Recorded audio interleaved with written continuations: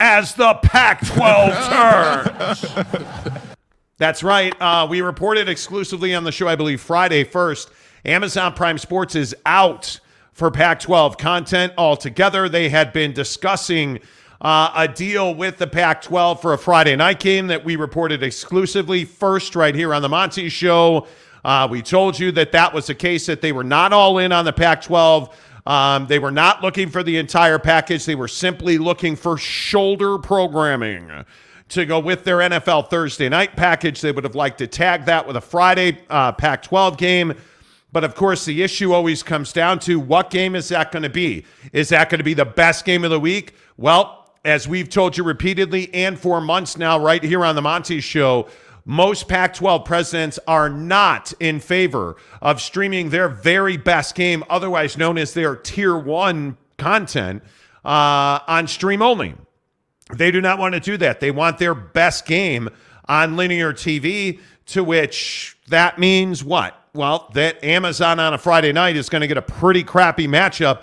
They're already dealing with that in the NFL. They did not want to do that with the Pac-12. Sources have told me that was one of the major sticking points, as well as the price tag from the Pac-12. And yes, Amazon is out, according to our sources, on Pac-12 content at the moment. But it really starts this larger conversation about the Pac-12 running out of options. We told you on March 11th that NBC Universal had come to the table and had begun talking to the Pac-12 about a distribution partnership that would include USA Network as the primary carrier.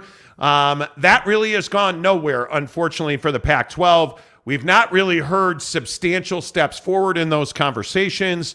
And obviously, when you're NBC Universal, you already have a substantial stake in the Big Ten. You have Big Ten After Dark coming on Saturday nights to NBC, which we would all presume is going to be USC and UCLA.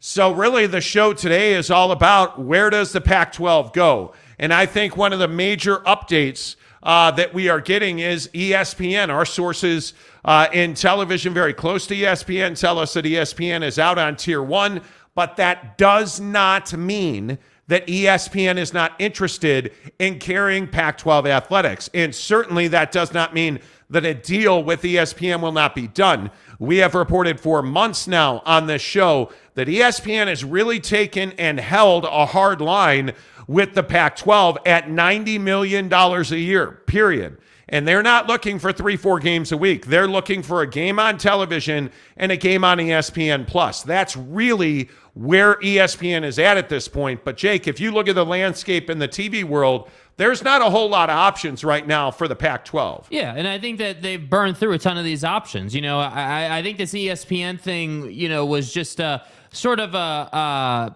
Sparker type story, like, oh, ESPN is out on the Pac-12, like trying to send the message that somehow ESPN is, you know, not interested in the Pac-12, and obviously that's just not the case. They just don't want to pay for Tier 1. So when you start looking at the other options that the Pac-12 has gone through, you look at CW, you look at Amazon, you look at Ion, you look at YouTube TV at one time, you look at NBC, like, you just go down this laundry list of options, and it just seems like the Pac-12 has been around the block like 50 times trying to figure out who they want to partner with and who they want to put a deal together with. And I'm a big believer that, hey, you want to talk to everybody possible, and you want to get your product to in front of everybody and see what their opinion is. But ultimately, like, you're taking too long to do this now. And I think that the struggle is that every day that goes by, it's just yet another day that you don't have to get the deal done. And it's becoming, even for us on our show, it's becoming tiring having to talk about this every single day.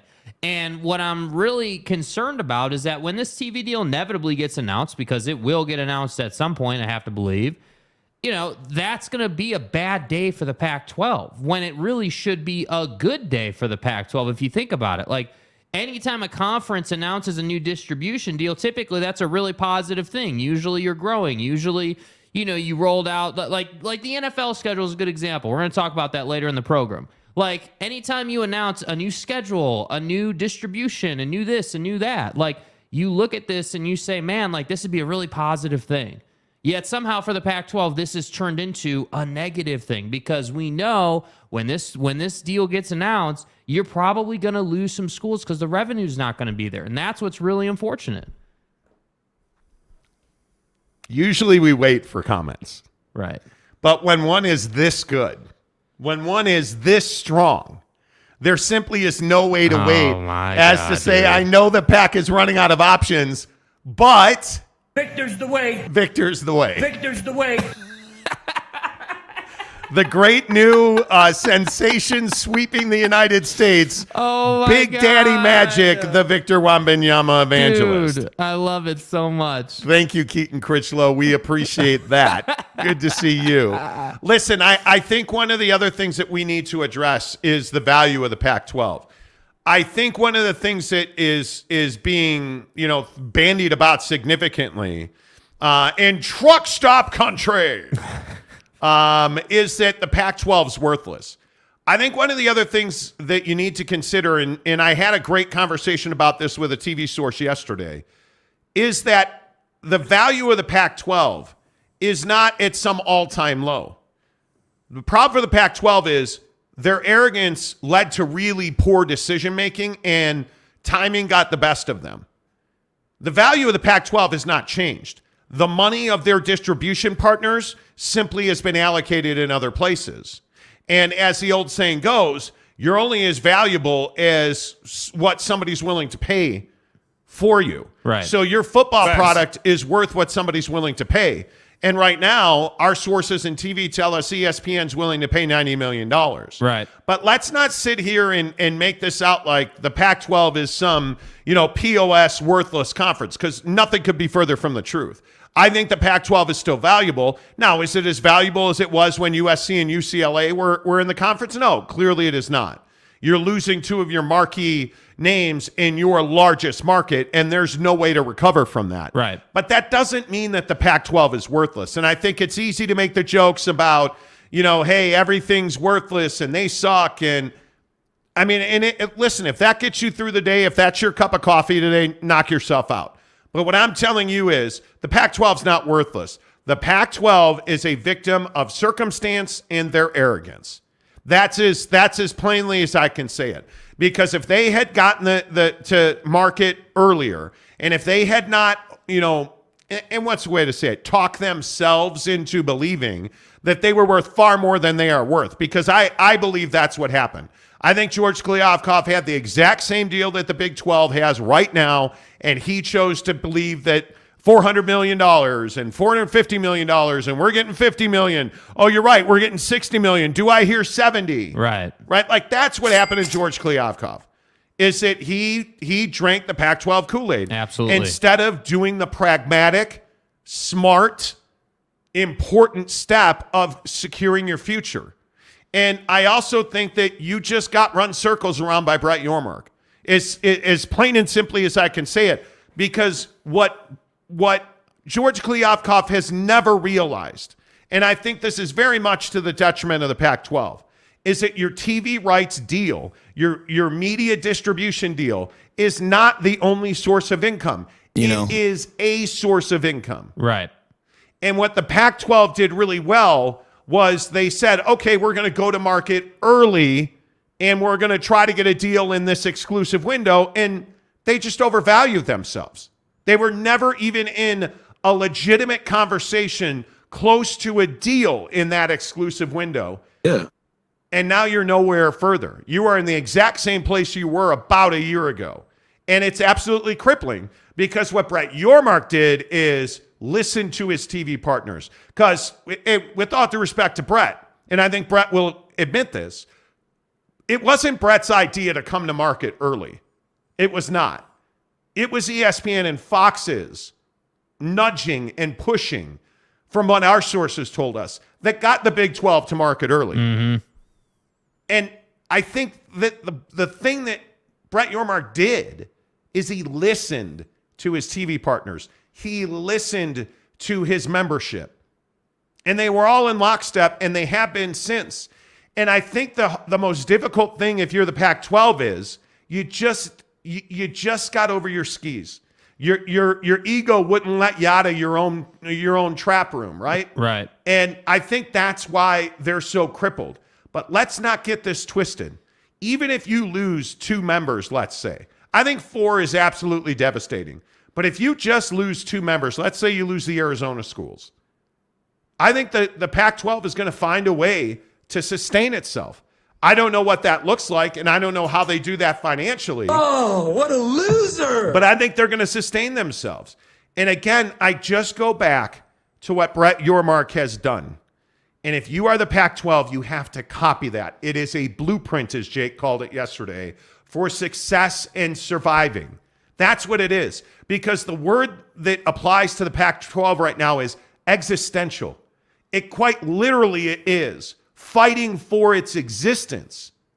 If it does not land a media deal of $25 million or higher, if you come in below $25 million, I think you're going to lose 4 schools, and I think the conference is going to fall in on itself. Pack your shit. Let's go. I don't see any other way that it survives. Right. If you lose 4 schools, and if those 4 schools, are the Arizona schools, Colorado and Oregon State, and then Gonzaga and San Diego State wind up going to the Big 12, I just don't see any way possible, Jake, that the Pac-12 can exist. Yeah, I think that there's a lot of people who have pondered about, okay, if that scenario happens where you lose those schools and, San Diego State and Gonzaga go to the Big 12, what does the PAC look like at that point? I mean, we can all make these jokes about PAC-6 or PAC-10 or whatever number you want to put behind it, but ultimately, the PAC is a conference that to me, I'm not even saying they're better than any other conference, even though I think in some areas they are.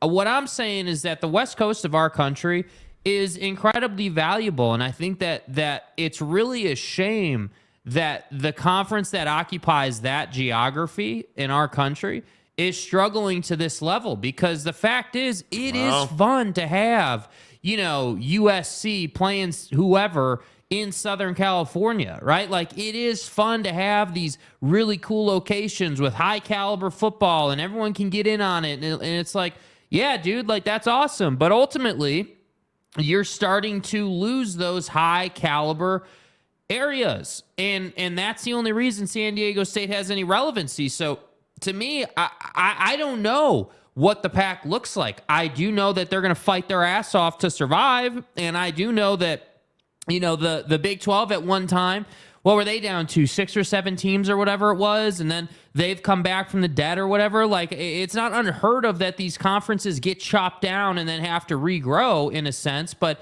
I just don't think that people are confident in, and I'm certainly not confident in the Pac-12's ability to regrow, because if they had any kind of business sense or ability, we wouldn't even be here right now. And I think that's the point you can't get away from. Like, you do have a blueprint for how to make money. It is obvious that your TV deal is only one stream of revenue.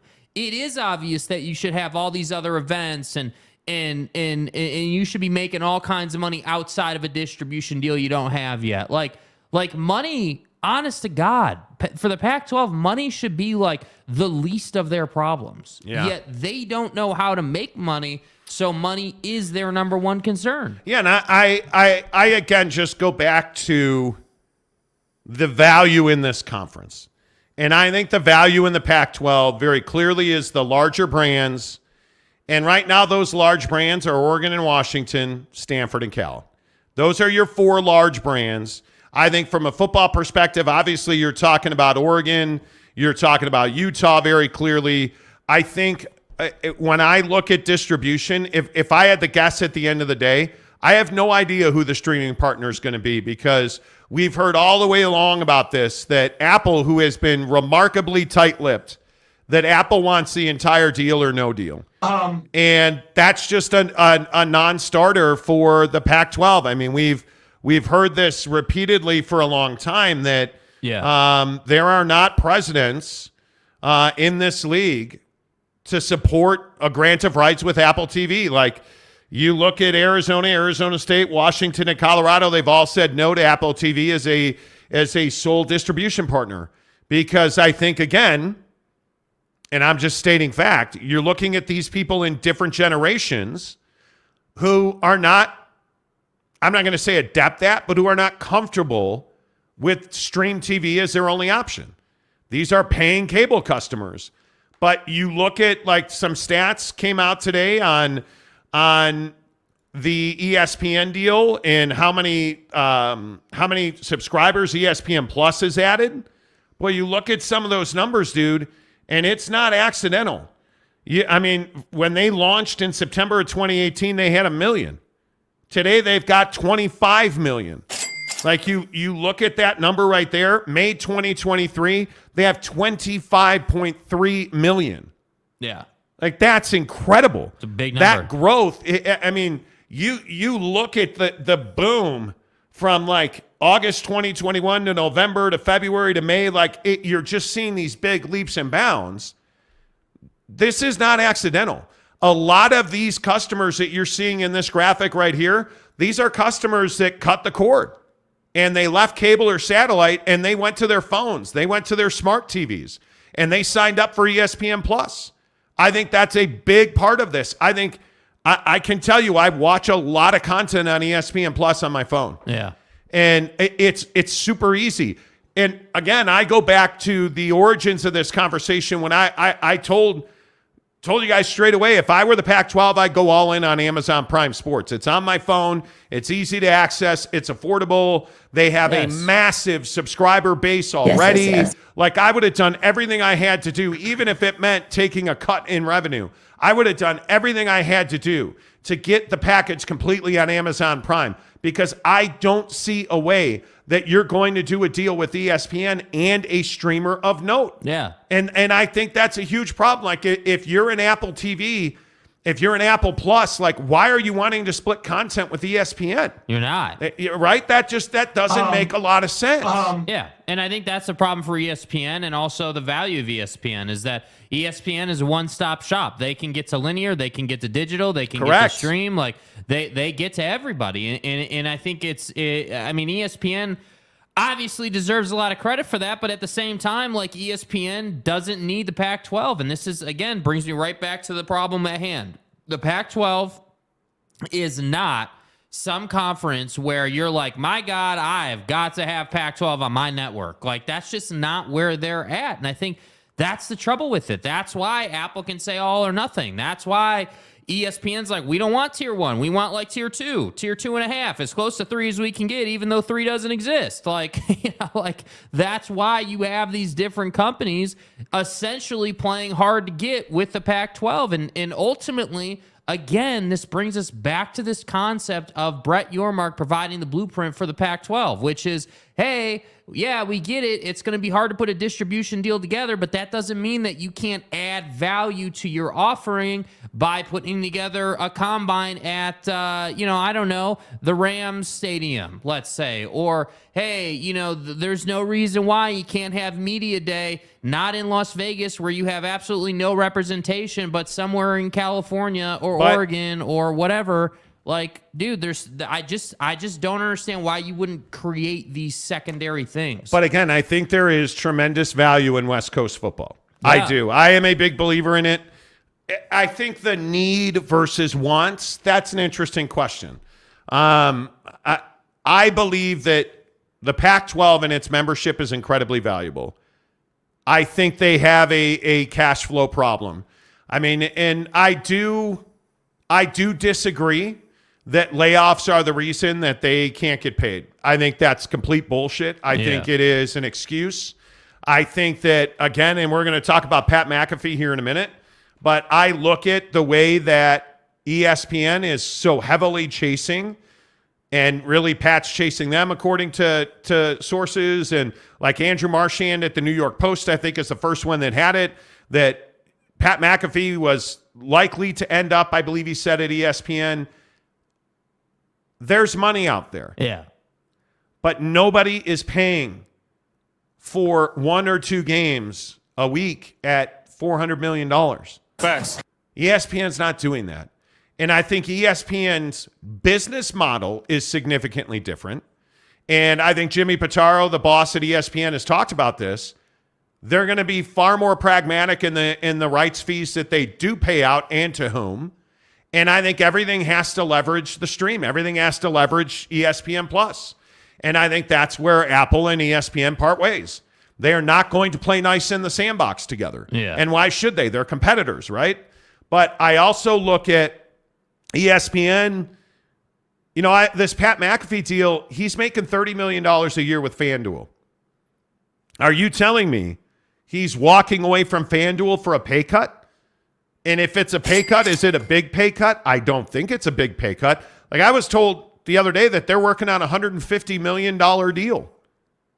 And that is, by some accounts, that's a 5-year deal. Mm-hmm. That's a lot of bread, dude. That is a lot of bread. And I don't know. Is that a pay cut? Is that not like, I wouldn't call that a pay cut. But the thing that really stands out to me is there's money out there. Like I look at this Phoenix Suns situation today. I don't know how many people saw the story with the Phoenix Suns today, that a bankruptcy court voided their deal with Gray TV. And now essentially the process is going to start over. Because for those of you who don't know, Bally Sports, who is the namesake of the regional sports network, is in bankruptcy. Right. And deep in bankruptcy. The Suns, who are on Bally Sports Arizona, essentially raised a middle finger and said, we're going to go do our own deal locally. Well, today a bankruptcy judge voided that deal, and now they're back in court. Uh-huh. So this is a very difficult, at times, landscape to navigate. Right. I don't think it's a surprise the Suns TV deal was voided. I think they still wind up on Gray TV. Yeah, I mean, I think it's just a matter of working through that process and finding the solution. I think agree.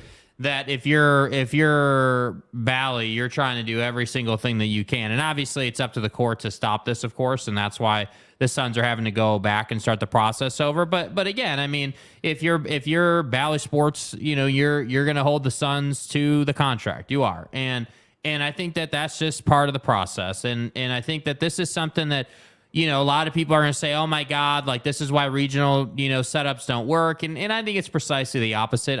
To me, this is a dying RSN trying to hold on to the last strings of survival it can. And I completely understand that. I empathize with that. It's all good. That doesn't mean it's going to happen, but it's all good. You can put them through the process. So to me, I just think that ESPN, when they look at opportunities like Pat McAfee, or as I like to call opportunities where they can get ultra relevant content on their platform, specifically ESPN Plus, they're going to do that all day long. That advertisers want to target the audience of that content. Yeah. That's what a lot of people forget as well. What does Pat McAfee bring? He brings young men who like sports and beer, apparently, and they also gamble. That's what they bring. And Pat's walking away from a FanDuel deal because FanDuel and ESPN don't mix. Right. Because I think ESPN's with Caesars Sports. So, Pat's of value. What's the value proposition? Which, again, I know we've talked about this on the show in the past. Tell me the value proposition of the Pac-12 right now. We're the preeminent football brand in the country. No, can't say that. We have the best football on the West Coast. Nah, can't say that. That's the Big Ten. We have quality programming in a time slot that a lot of networks need content for. Sort of. Maybe. All right, cool. Pay us $500 million a year. Bro, what are you talking about, man? I don't know what their value proposition is. I do think this late night window Pacific time is a value proposition. 100%. I think it is. And while you're hitting the like button, I will tell you that that's a big reason why the Big Ten was so willing to pay USC and UCLA, because I think they knew that would help close the NBC part of that deal. Well, and I think if you're the Big Ten or even the Big 12, or certainly the SEC, these conferences that are healthy and ultimately in 5 to 10 years down the line are going to be looking to poach schools. You understand, okay, yeah. I mean, if we can get some representation out west without doing some major addition of the conference, and we're not trying to add 8 or 10 teams or some ridiculous move, but I mean, yeah, if we can get a brand like SC or UCLA, and we can add the Pacific time zone. Why would we not do that? I mean, that just makes sense. All right, let's get your comments in here today. Christopher Shannon says McAfee's show on YouTube does ridiculous numbers. Yes, it does. It did 500,000 views for one episode of Aaron Rodgers on a Tuesday. Yeah. I watch every day. I'm 50 years old, and I watch Pat McAfee every day. And I think the question about Pat McAfee, and I'm curious to get your thoughts on this, because I think, the people that watch this show, you're men 18 to 49. That's who you are, according to YouTube anyways. And I'm curious what your thoughts are. Like, is Pat McAfee the face of sports talk in this country? Because I think I could make a pretty strong argument that he is. I think if you look at the arc of sports talk, and really it started with sports talk radio. Yeah. I think a lot of people would tell you that sports talk radio lived in New York City at WFAN for a lot of years. I think WFAN is not what it used to be. I look at ESPN radio, and I think ESPN radio is eating itself, unfortunately. I just think the product has suffered so much. And I think through the pandemic, I think sports radio really suffered. But what came out of that was a boom in podcasting and a boom in streaming sports talk, right? A la Pat McAfee, the Monty Show, frankly. And I think what you're really seeing now is you're looking at a situation where a guy like Pat McAfee is energetic. I think more people know him for WWE than they do that he was a kicker for the Colts.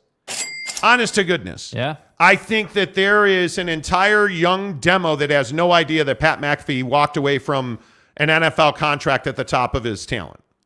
I think most people don't know that. Yeah. I don't think and I know more about Pat than most people, but if you look at his arc, I don't think most people realize he was at ESPN, left ESPN. I think he went to DAZN. He went to DAZN, Barstool at one point. Pat's bumped around. Pat's not the easiest guy to put a lasso on and keep in the pen, right? Yeah. But now Pat's built his own thing, and he appears on his show shirtless, and he wears tank tops every day, and they drink beer on the show, and they play pickleball. But that today, I think, is the face of sports talk. It's not Jim Rome anymore. No. It's not. It's not like I haven't listened to Colin Cowherd in. Dude, it's got to be 6-8 months now. Yeah. I mean, I watch Pat McAfee or I listen to Jim Rome. Like, Jim Rome's on vacation this week. I'm not listening. No. I'm watching Pat McAfee full time. But I think the other issue here is that local radio across the country has become such it's been infested by just lazy ass shitpot radio that so many people are looking for alternatives.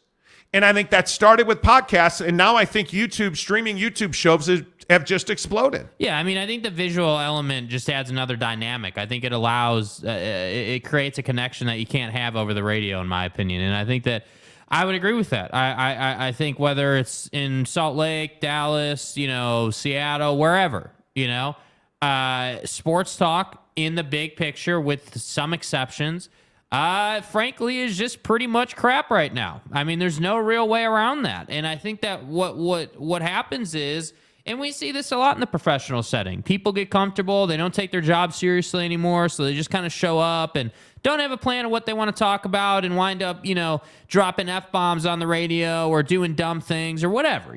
Things happen, but that's why those things happen, because you think you can just turn on the mic. But look at this situation with Bob Huggins in Cincinnati. Yeah.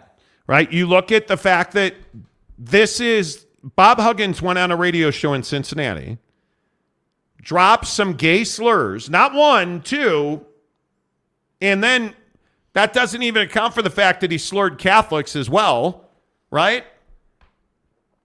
And it's because the host, who is a legendary host, I think he's been there almost 40 years or something, he and Bob Huggins were friends when Huggy was at Cincinnati. So he called him out of the blue, and Bob Huggins went on about just the most awful rant about the LGBT community. Right. But what happened there? You've got a guy who's been there 40-something years. Nobody's telling him when to scratch his ass. Nobody's coaching him. Nobody's saying, hey, we don't call guests on the fly and surprise them. Right? Like, no, we're not doing that. Like, by the way, did anybody choose to hit the dump button when Bob Huggins said that? So was your producer trained? Do you have a dump button in that studio? Like, there's 1,001 questions I could ask about that. But you know what it all is? It's all a total lack of professionalism. Yes. Because you don't operate that way. You don't say those things. You don't slur Catholics and slur the LGBT community. To which, by the way, Bob Huggins will serve almost no penalty. He's been fined $1 million, and he's going to miss 3 games to start the basketball season. Like, it's he's crazy. going to do some classes. But my point is, there is a lack of professionalism in sports talk radio. Yeah. And I think radio in general. And I think that's why, guys like us have been able to thrive. We're doing 500,000 views a month on YouTube. And while that's not a lot, I understand we're just the small little Monty program. Hey, dude. It's paying the bills, and it's moving, it's moving people. Like Maury Alvarez, the great Floridian, who says ESPN is like, hey, PAC, you should merge with the Big 12. Nah, we'll see. We will see. Lowball them so they break up and go to the Big 12 anyway.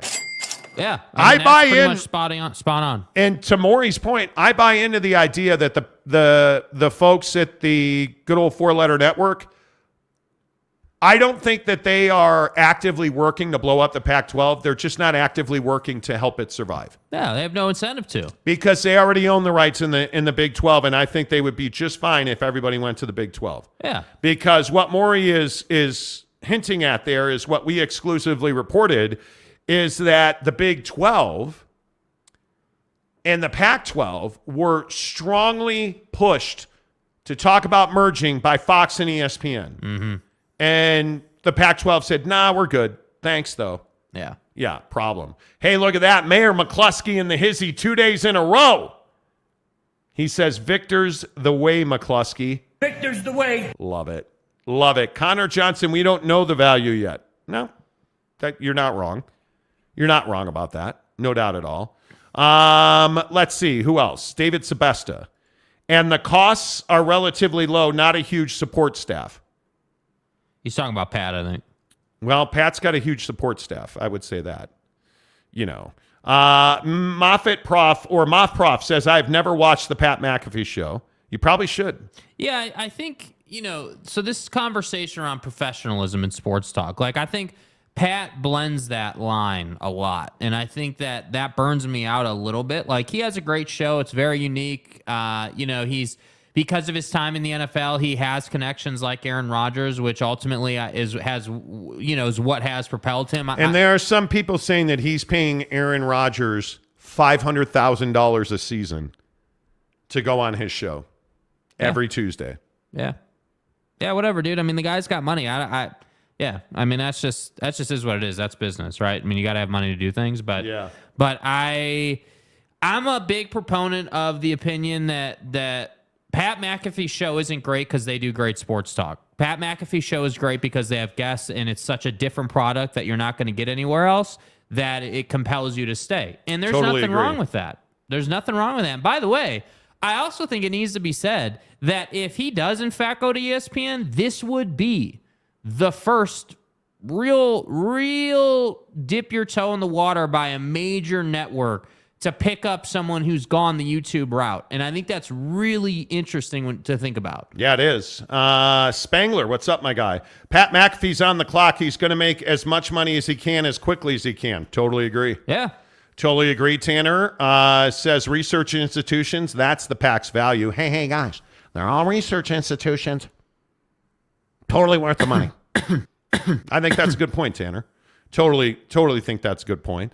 Victor's the way, McCluskey. When I think research institution, my first school of choice, Arizona State. Research in the Honeys on Mill Avenue. Oh, yeah. Absolutely right. Right? Ute softball fan says YouTube should not be telling me who I am. Well, should not be telling me who I am. Well, probably they shouldn't.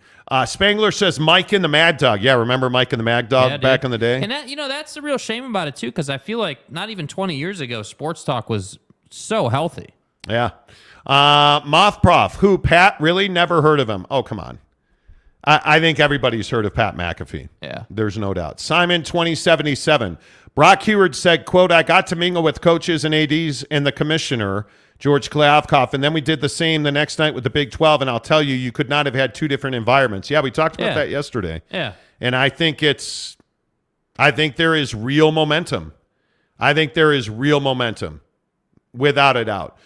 Tanner Plummer, it's hard for me to like Pat McAfee. His whole vibe just rubs me the wrong way. A lot of people say that. Yeah, I mean, I certainly think he's not for everyone, but I think that's every show. I guarantee you we rub people the wrong way. Yeah, That's why we closed our massage parlor. Yeah, we had to end our business with good old Bob Kraft, but ultimately, I think that look, Pat does good stuff. More. You're time not than a he big does fan it. of Pat McAfee. I'm not some huge fanboy of Pat. I think that Pat. Okay, Pat wouldn't be where he is without football, right? Correct. At that same time, though, he deserves a lot of credit for doing what he did in football and getting to this point. And I don't care that he has the ability to pay Aaron Rodgers, $200,000, $300,000, $400,000, $500,000. That's great, man. That's great. I wish I had that ability, honestly. And we've looked into it. We've looked at Evan Joe Burrow on the show. We've looked at Dak. We've looked at these guys. And yeah, some of them do cost that much. It's not a secret. And I think that, Pat McAfee, again, just because he's younger, he understands the power of video. And we would be millionaires if we got 25 cents for every time someone's like, well, how do you YouTube or how do you use video? Oh my God. It's absolutely incredible to me how few people understand it. Yep. Saul Goodman said Pat sucked as a punter. He did not. Wasn't he all pro? I think Pat McAfee was an all pro. Yeah. He did not suck as a punter. He did not. Renee Roca says, I heard he was on wrestling. I know nothing about Pat McAfee. Crazy. Yeah. And I think that's the thing, though. Pat has a massive listenership, and most people in the country probably have no idea what he does. Mm-hmm. That's how much of an untapped market there is. Delaric, Pat had at least 3-4 more years in the NFL if he wanted to. Absolutely. He walked away from a contract in the NFL. So he did not suck as a punter. Ruff's official says he listens to the Dan Patrick Show. Absolutely. Dan's a legend. But I just think Dan is constantly in like fifth gear. He is constantly like just cruising. Yeah, I think he's just cruising, man. I think Dan Patrick's the pinnacle of professionalism in sports talk radio. I think guys who I think are the ultimate professionals, Dan Patrick leads the way in that. And I think that he's been a phenomenal teacher.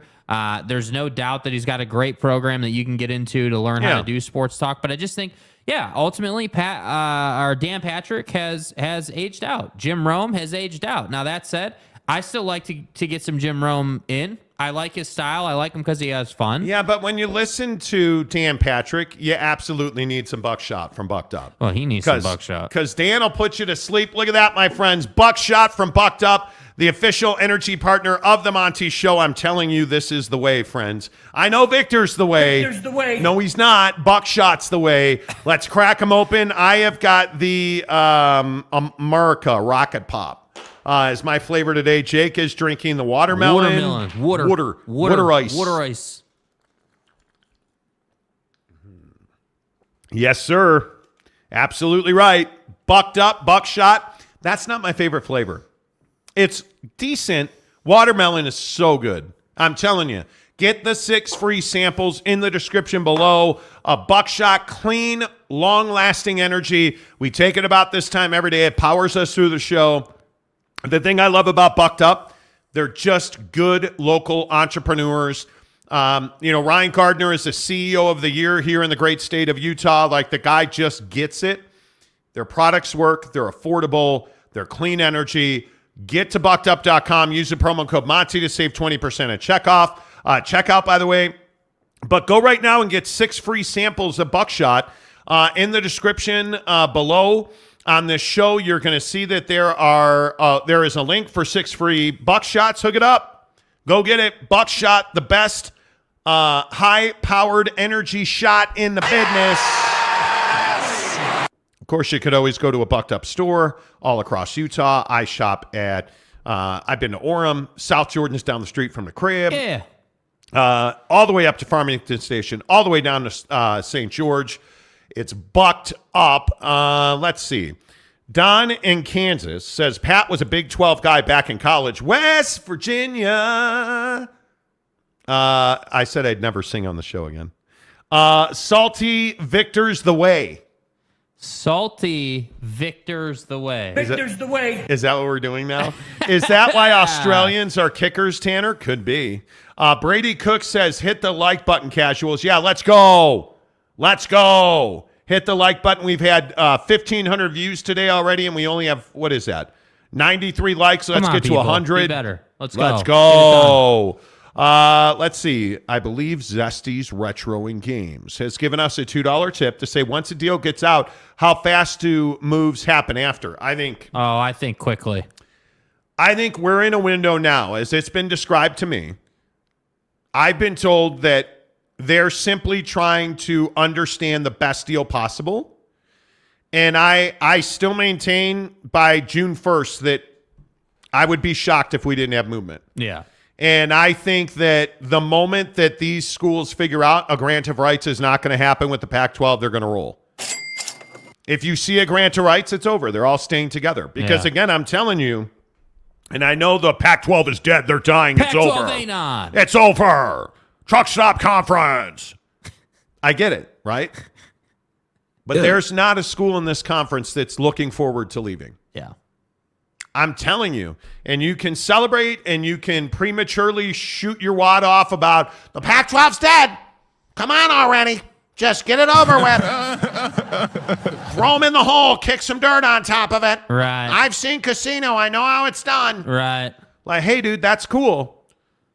But they're not dead yet. Yeah. And I truly don't believe that they are close to being dead. Yeah. I really don't. Tanner Plummer. Wait, did Monty just say this is the way? Is he a Mandalorian? No. Victor's the way.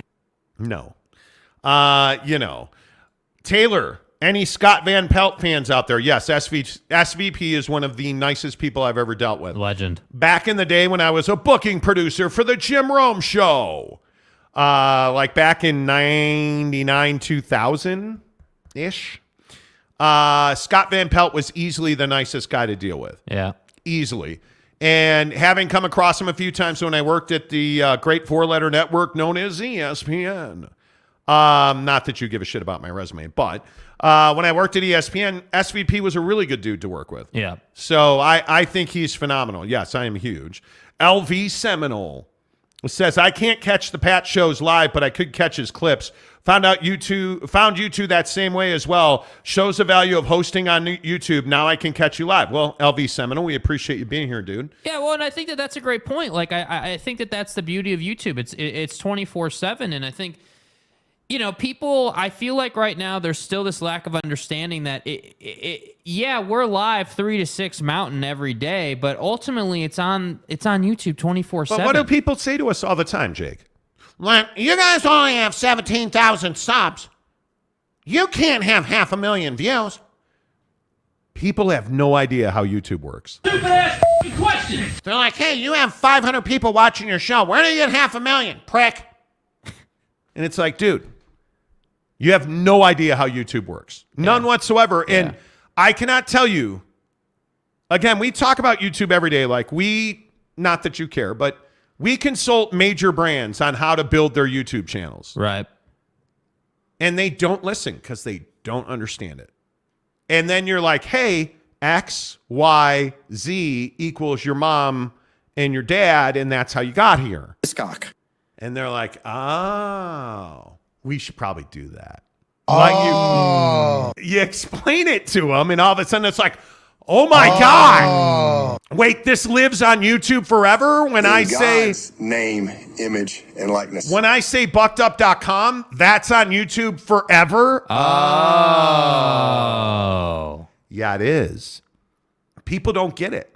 So I can tell you, like, YouTube tells you how many people every minute watch a video on your channel. Yeah. Radio doesn't know how many people every day listen to it. And one of the famous stories on this show is we started this show years ago. And let's call it 3 years ago when we came back to Utah, with the idea of becoming the biggest sports talk show in Utah. Yeah. That was our stated goal by going to YouTube. Mm-hmm.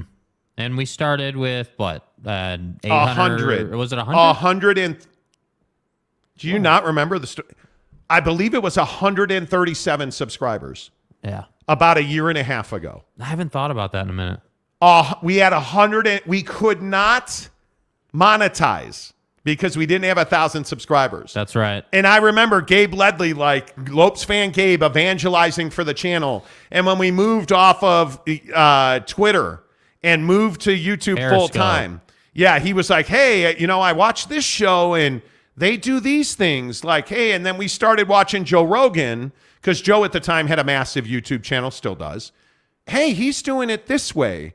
And so, of course, because nobody reinvents the wheel, yeah, we started doing it that way. And we had 137 subscribers. Yeah. And now we're just at about 17,000. So we're still a small channel, subscriber-wise. We're at 16,885 subscribers. Right. So we're 115 away from 17,000. Hey, by the way, click subscribe. Thanks. Yeah, if you're not, hit subscribe. And the like button, because that helps us get subscribers. Thanks. But our goal was to become the largest sports talk show. So one thing leads to another. We're talking to a major client, and they have all of the numbers for all of the media outlets. And we said to this person, hey, well, we'd like to do business with you guys because we want to become the largest sports talk show in Utah. And this person said to us, you are, wait a minute. You are the largest sports talk show in Utah, I thought. And I was like, well, no, we're working towards that. And she started reading us numbers like, well, your competitor, you guys are on in the morning. And at the time we were doing morning drive. And she started telling me like all of the numbers. And she's like, yeah, you guys are far and away the biggest sports talk show in the morning. And she's like, well, let me look at the afternoon. And she's like, yeah, she straight up said, nobody really listens to the radio in the afternoon here, but like, and that's how this stuff happens. Like, that's how this stuff happens. So when people say, well, you guys are not, okay. Well, you tell the ad agencies that we're not the largest sports talk show in Utah with 500,000 views a month. And nationally now, like all of Texas, all of California, all of Arizona, Nevada, Utah, Colorado, Idaho, like that's the greatness of YouTube. I tell you that to say that's the greatness of YouTube. Yeah, and I think I still maintain, dude, like nobody ever talks about it. There was a stat, I'll find it tonight maybe. It's like 6 billion YouTube accounts or some ridiculous number. Yep. Of YouTube accounts. And obviously all those are not active, but I mean, just the idea that it's that many is insane. I mean, it's why, James Knight or any of the folks in the Philippines are like, that's the other thing that I love about YouTube. And that's why, frankly, that's why I think Pat McAfee's had the success he's had. I mean, I look at some of these some of the other shows that you guys are commenting about, like, the Dan Patrick Show or Jim Rome or any of the other names, even Colin Cowherd. I mean, you see these guys starting to embrace YouTube, and it's like, dude, like, it's an untapped market, bro. And that's why I think YouTube is just so prolific now and will continue to grow. Hey, look at Chad Masters. So I'm old. I used to listen to Scott Farrell on the bench. But, okay, Scott's a great example, though. Like, Scott Farrell, in my opinion, never was like, Dan Patrick, Jim Rome level, but Scott's a legend in the radio game, right, man. But because he's been controversial, and I knew Scott from Sports Channel in Chicago when he worked at KMBR 680. Yes. And he would play hockey in his studio, and like he was one of the first guys to do video and do a TV show. And now Scott is at CBS Sports Radio and kicking ass. But what has Scott done? Scott's gone almost exclusively gambling on his show. So guys matriculate. Like I can tell you, I just used the word matriculate. Right. I can tell you, like if I go back, Jim Rome was absolutely one of the most impressive people on my career. If you think about sports, there was a guy named Lance McAllister, who I think now is in Cincinnati, who was on ESPN 1000 in Chicago, or Mike North on The Score in Chicago. like who had a tremendous impact on my career. Like, I think about all these guys, and sports talk radio has shaped so much of my life. So to hear you, Chad Masters, talk about Scott Farrell, I think is phenomenal. How much, I'd be curious too in the comment section, how much the video portion of YouTube, improved your experience. Like if YouTube wasn't video, would you be on YouTube, right? Like, is video that much of a differentiator? Because I think it is. I think being able to see and hear is crucial. Yeah, I think that's exciting. Do you guys, is video the difference maker for you guys? I'm curious about that as well. Arlington Bears, what's up, my guy? Good to see you, up, Chris bro? Karn. Good to see you, my friend. Dustin Osterman, the Monty Show gets me bricked up. It gets me bricked up. Are you bricked up, or are you begging for the bricked up drop? I'm so bricked up right now. And whose fault is it that drop is on this show? Please. This guy. Please. Awesome. Victor's the way says, what's up, Arlington Bears? Boy, look at you guys getting after it. Travis Bird. There's Victor's the way. I believe you guys are one of the big, best things that's ever happened to me. Real talk. Oh, I appreciate Victor's you. the way. Appreciate you, Big bro. Daddy Magic. Greg Romano says, listening to Monty beats listening to Gordon Monson every day. I he's think, just aged out. Yeah, right? And I think we need to be, one thing I don't love about the sports talk radio conversation when it comes to Salt Lake particularly is like Gordon Monson is a legend in Salt Lake. He is a name. There's no question about it. But yeah, he has aged out, and that's okay. That's a natural progression in radio. It's not like that makes somebody a bad person or like, but I think that's what we do to people. And it's like, dude, like, bro had a nice career. Now it's time to move on. Now it's time for the next person to come up. Mark Hale says, I like the David Stein show, a celebration of life through sports. I used to work with David at Sporting News Radio. Sporting News Radio. Huge golf fan. Spangler, if Monty and Jake invited Mia Khalifa on, she'd show up. She's fashion's it girl right now. We tried to get Mia Khalifa on at the shitty radio station in Phoenix. Yeah. And she was like, no, this radio station sucks. We almost got her to come on the show. Mark Hale says, despite what you look like, yes, video makes a difference. Thank you. Thank you. Bro, did you just call us fat, bro? He did. By the way, I lost 2 more pounds. So, not for long. YouTube is way better because I can watch, listen, and easily switch between different websites. Yeah. Tanner Plummer, Stephen A. Smith is my ASMR. When I listen to one of his rants while I lay in bed, I fall asleep in a heartbeat. Wow, that was going in a long different place. Moth Prof, the Monty face is why we are here. Okay, well, I appreciate that. Brad M. Yes, video makes a big difference. I agree. Arlington Bears says, I'm Les Grobstein old school. Oh, that hurt me so much when he passed. Les Grobstein is a Chicago sports radio icon. Like, just a legend, and he passed away. And it sucks because overnight radio is not the same. By the way, Chris Karn, Superdog in Chicago, 75 years old today. Yeah, dude. 75 Legend. years old. The Joint. The Joint. Milwaukee Avenue in Chicago, The Superdog. diamonds have always been one of my favorite things about Superdog. Oh, Just yeah. the way it looks, the motif of it is just And amazing. the diamonds are on the box. Like, Yes. the hot dog's the best in the world. Chris, you always have me reminiscing. Brady Cook says, yeah, it's better to have video. John Llewellyn says video is huge. Jaron Eccles, what's up, Jaron Eccles? Good to see you, dude.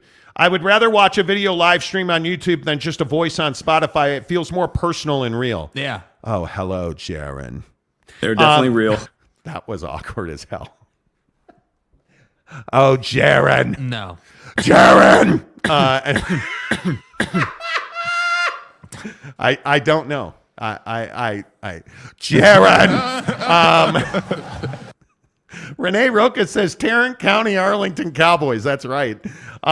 Victor's the way McCluskey says video Victor's now. the way. Video now is a difference maker now that I don't have to stare at that sad excuse for a mascot, aka Swoop, on the shelf on your back wall. It's funny. I worked out with Mrs. Monty this morning in the Is old that what studio. we're calling it now? What? You worked out with Mrs. Monty? Hey, can't say those things on the show. Anyway, I was on the old Peloton treadmill this morning, and what's sitting on my empty desk in the old Monty dungeon? Swoop, the bird, is lonely on the desk. How much do you reminisce when you go down in the basement, dude? I like, you know what? We should talk about working out at home versus working out in the. Yeah. The Oh inn. man, I made millions in that basement.